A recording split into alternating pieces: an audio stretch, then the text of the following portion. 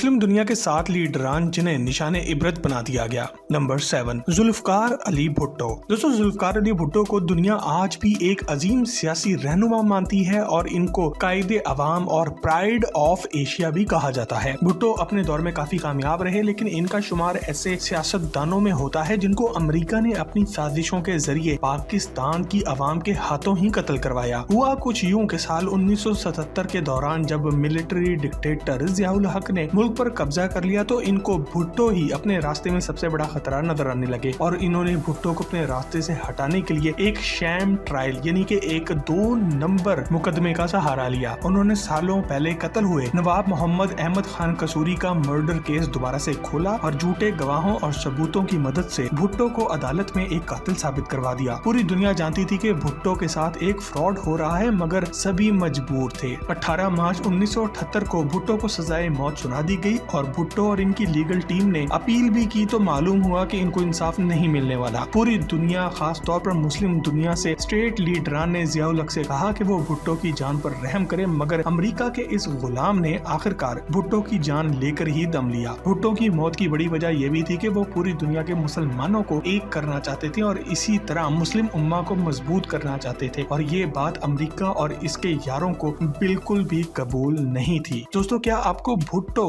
और इमरान खान के केस में कोई मुमासलत नजर आती है? कमेंट सेक्शन में यस या नो लिखकर हमसे शेयर जरूर करें। नंबर 6, अनवर सादात। दोस्तों, अनवर सादात हमारे ब्रादर इस्लामी मुल्क मिस्र के प्रेसिडेंट और आर्मी जनरल भी थे जो कि काफी अरसे तक वहां पर हुकूमत करते रहे। वो दरियाए नील के किनारे पैदा हुए और 15 अक्टूबर 1970 से लेके 6 अक्टूबर 1981 तक मिस्र के सदर रहे। वो एक अच्छे हुक्मरान थे, मगर जिस दिन इन्होंने शैतान के भाई इसराइल के साथ एक अमन का मुआहिदा किया, इसी दिन से ही पूरी दुनिया के मुसलमान और खास तौर पर इनकी अपनी ही अवाम इनके खिलाफ होने लगे और आहिस्ता आहिस्ता अवाम के मुजाहरे इन पर असैसिनेशन अटेम्प्ट्स यानी कि कातिलाना हमलों में तब्दील होने लगे। आहिस्ता आहिस्ता पूरे मुल्क में इनके खिलाफ बहुत सी जिहादी तंजीमों ने सर उठाना शुरू कर लिया, जिनमें इजिप्शियन इस्लामिक जिहाद और अल जिहाद सारी फहरिस्त थी। इसके साथ साथ उमर अब्दुल रहमान नामी एक मुफ्ती और इस्लामिक स्कॉलर ने अनवर सादात की मौत का फतवा भी दे दिया था और इनकी इजाजत से ही मिस्र के साबिक लेफ्टिनेंट खालिद इस्लाम्बुली ने 6 अक्टूबर 1981 को एक असॉल्ट राइफल से हमला करके अनवर सादात का खात्मा कर दिया।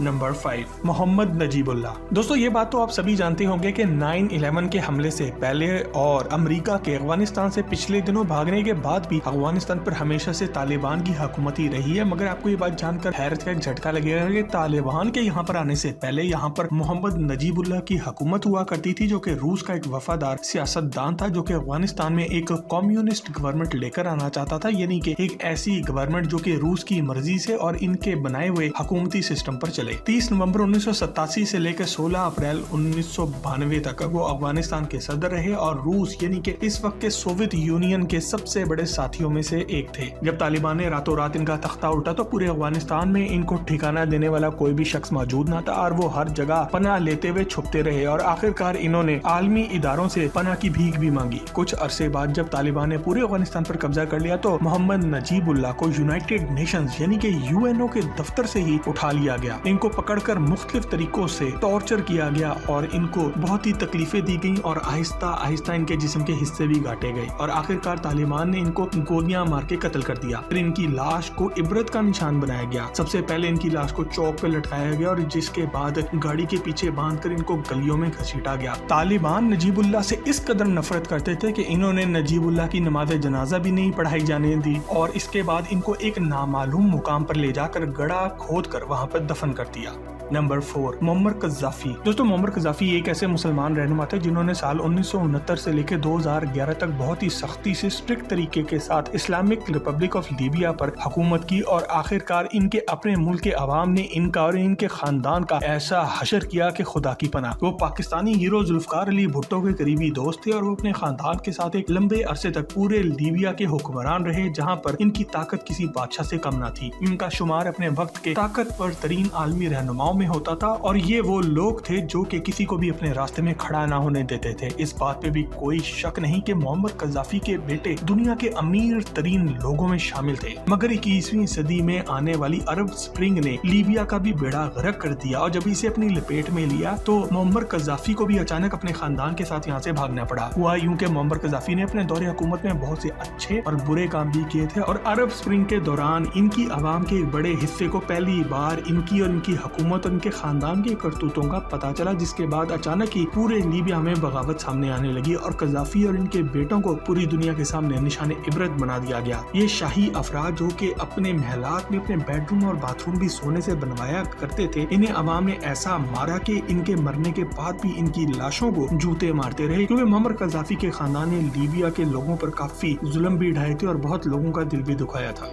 नंबर 3, जनरल मोहम्मद ज़ियाउल हक। दोस्तों, पाकिस्तान के जनरल ज़ियाउल हक एक बहुत ही मुतनाज़ा इंसान रहे हैं, जिनकी वजह से आज भी इनको जानने वाले अफराद इनके बारे में डिवाइडेड ही नजर आते हैं। कुछ लोग इनको अमेरिका का पालतू कुत्ता तक कहते हैं और कुछ लोग इनको एक मजहबी डिक्टेटर कहते हैं। साल 1977 में जनरल मोहम्मद ज़ियाउल हक ने पहले भुट्टो की कुर्सी गिराकर इनकी जगह पर कब्जा किया और इसके बाद एक फेक ट्रायल कराकर इनको फांसी भी लगवा दिया। वो 16 सितंबर 1978 से लेके 17 अगस्त 1988 तक पाकिस्तान के सदर और चीफ ऑफ आर्मी स्टाफ भी रहे हैं। ज़ियाउल हक को एक इंतहाई मजहबी ज़हनियत का आर्मी जनरल माना जाता है। पाकिस्तान भर की ताकत हासिल करने के बाद इन्होंने सबसे पहले तो तमाम सियासतदानों को बाहर निकाला, फिर इन्हीं में से अपनी पसंद के कुछ सियासतदानों को और मजहबी अफराद को अपने साथ मिलाकर इन्होंने पाकिस्तान में इस्लामाइजेशन के नाम का एक नया दौर मुतारिफ करवाया। इसके नतीजे में इन्होंने पूरे पाकिस्तान का आइन भी बदल डाला और बहुत सी मजहबी इस्लाहात भी लेकर आए, जिसकी वजह से लोगों का रहन सहन भी काफी मुतासिर हुआ। भुट्टो की मौत के नतीजे में सिंध के कुछ अफराद ने मुसलसल ज़ियाउल हक को कत्ल करने की कोशिश की, मगर इनको कामयाबी ना मिली। 17 अगस्त 1988 को वो कुछ दूसरे फौजी अफसरान के साथ मिलकर अपने तैयारे में इस्लामाबाद के लिए रवाना हुए तो इनका तैयारा बीच रास्ते ही गिरकर तबाह हो गया। इनकी मौत के बारे में ये भी कहा जाता है कि इनको या तो अमेरिका ने मरवा दिया या फिर जुल्फ़कार अली भुट्टो के कुछ वफादार साथियों ने इनका कत्ल करा दिया।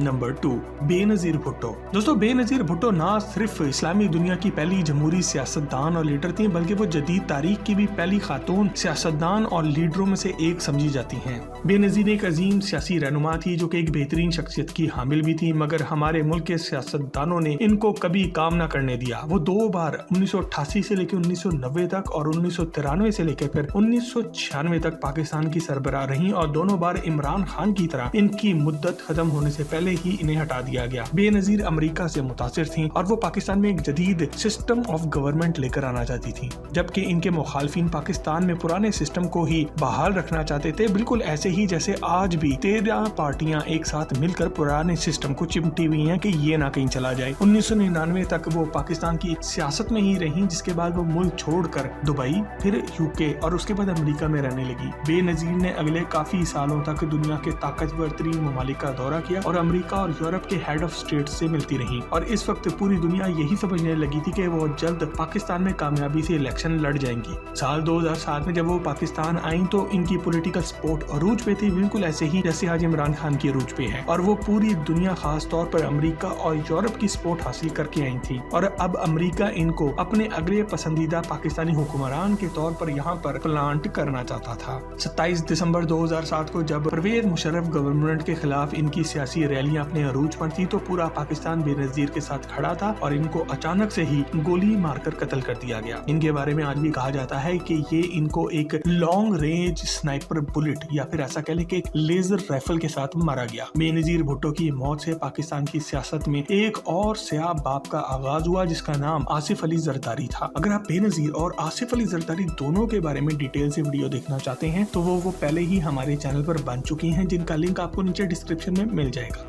नंबर 1, किंग फैसल बिन अब्दुल अजीज अल सऊद। दोस्तों, शाह फैसल बिन अब्दुल अजीज अल सऊद वो अजीम इस्लामी बादशाह हैं जिनके नाम पर पाकिस्तान की मशहूर फैसल मस्जिद बनाई गई। अब वो पूरी इस्लामी दुनिया में ही एक सुपर हीरो तस्वुर किए जाते थे। वो सऊदी अरब के बादशाह थे और साल 1964 में खादमे हरफैन शरीफैन बने। वो 10 साल तक इस अजीम तरीन ओहदे पर फाइज भी रहे। इन्होंने अपने दौरे हुकूमत में इस्लामी दुनिया में बहुत से काम किए, जिनमें से कुछ गुलामी का खात्मा और सऊदिया को जदीद دنیا کے ساتھ چلانا اور فلسطین کے مسلمانوں کے لیے جدوجہد کرنا تھا۔ 25 مارچ 1975 کو ان کو اپنے ہی ایک ان کے بھتیجے فیصل بن مسعود ال سعود نے ایک بھری مجلس میں گھس کر شہید کر دیا۔ شاہ فیصل سیدھے سادے انسان تھے اور اس لیے زیادہ سیکیورٹی بھی اپنے ساتھ نہیں رکھا کرتے تھے۔ شاہ فیصل کی شہادت کے بعد جب ان کے بھتیجے کو سزا دے دی گئی تو بعد میں معلوم پڑا کہ یہ نوجوان امریکہ کا ایجنٹ تھا اور امریکہ کے خفیہ ادارے سینٹرل انٹیلیجنس ایجنسی CIA اور اسرائیلی موساد کے لیے کام کیا کرتا تھا۔